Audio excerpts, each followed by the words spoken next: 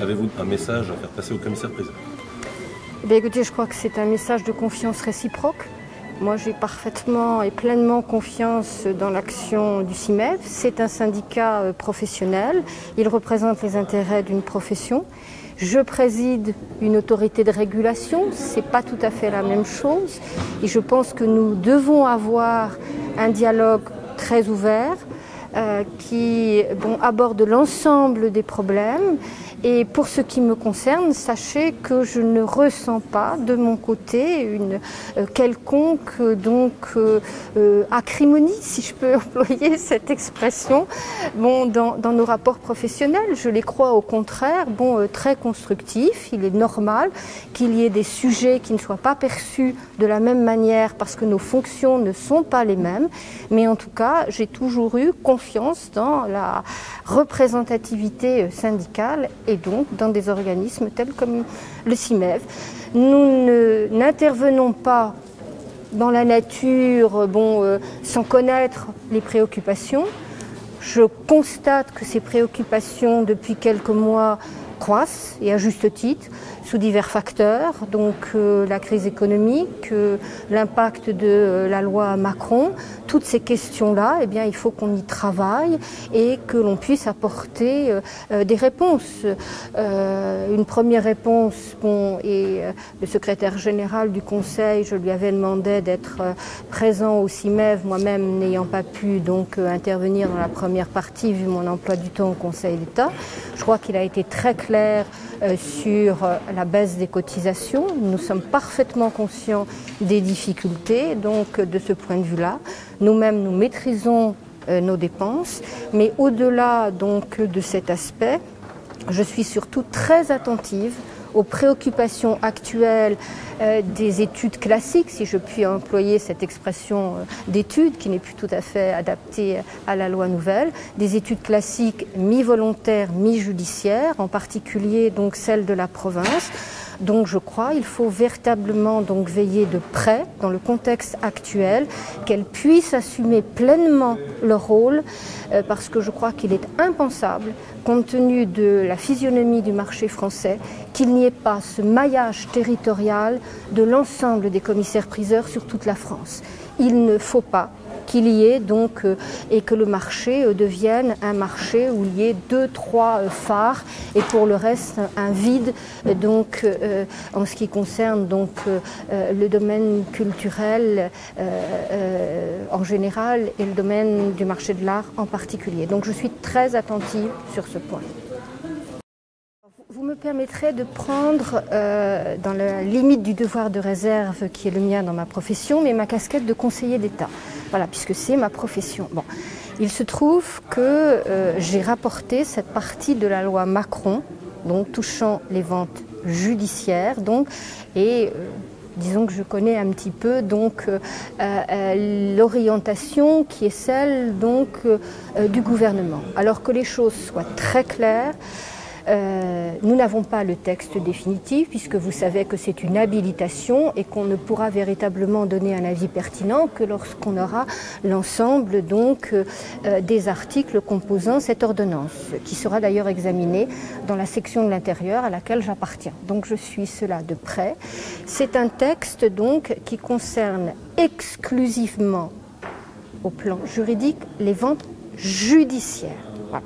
Que les choses soient très claires, les opérateurs de vente volontaires ne sont pas concernés juridiquement,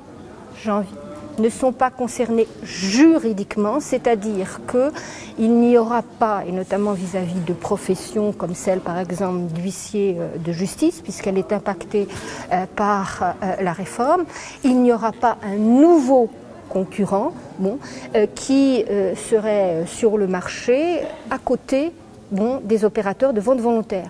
Un huissier de justice n'a aucune vocation par la loi Macron à être opérateur de vente volontaire. S'il veut être commissaire-priseur, il fera comme tout le monde, c'est-à-dire qu'il suivra le cursus. Maintenant, il faut aussi être tout à fait réaliste. En province, la quasi-totalité des commissaires-priseurs font des ventes volontaires et des ventes judiciaires, avec des pourcentages qui varient, mais disons qu'il y a un équilibre économique et financier des études qu'il faut préserver, et donc ce rapprochement qui est progressif, hein, l'habilitation qui est donnée, qui est un peu confuse, si vous voulez, pour des non-professionnels, veut tout simplement dire que du jour au lendemain, il n'y aura pas une seule profession qui sera le résultat de la fusion de deux professions, mais que progressivement, les deux professions doivent se rapprocher. C'est-à-dire que des tactiques qui seraient, par exemple, qu'une profession veuille en absorber une autre, je crois que de ce point de vue-là, même au niveau des ventes judiciaire, ce n'est pas du tout l'esprit de la loi. Ce n'est pas donc disons un rapport de force professionnel, quel que soit le nombre respectif de ces deux professions. Ce n'est pas ça qu'a voulu donc le législateur en votant la loi Macron.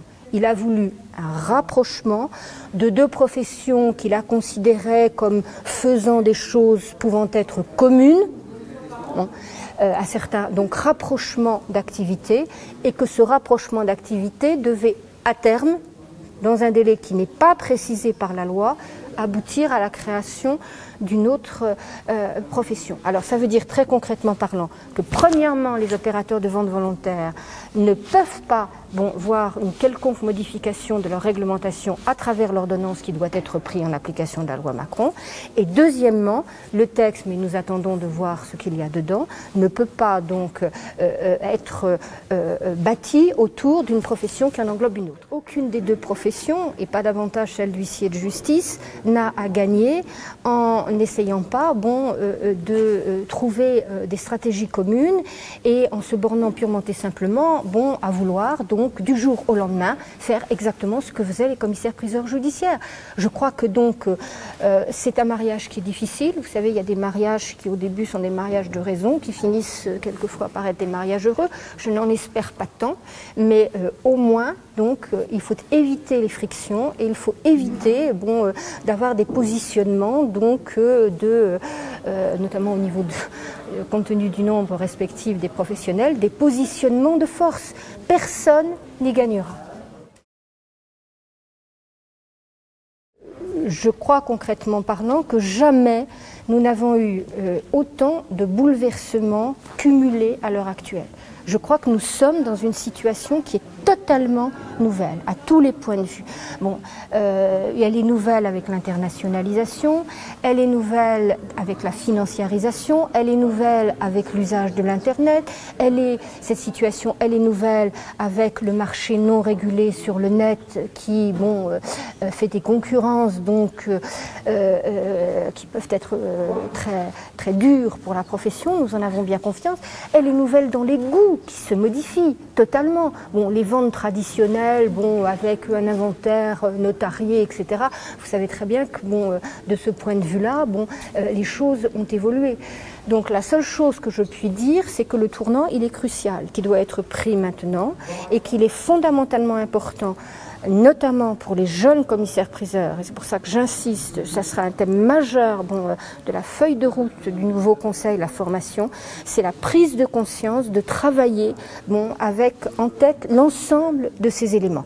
Après, ce n'est pas moi à me mettre à la place des commissaires-priseurs, mais c'est vrai que je l'ai cité dans une interview qui a été faite très récemment, il est vrai que le paysage de province, qui est celui qui est le plus problématique, devrait être, je pense, donc mis en correspondance avec la réforme régionale. Je crois que la profession devrait faire vraiment devrait